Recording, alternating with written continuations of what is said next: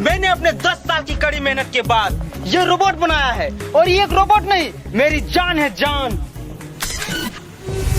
हाथ हटा। हटा।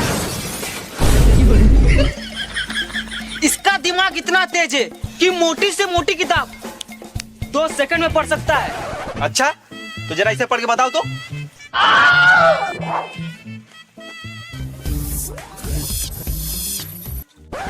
A for apple, B for ball, C for चिट्टी। चल बेटा, हो गया, दे दे अब।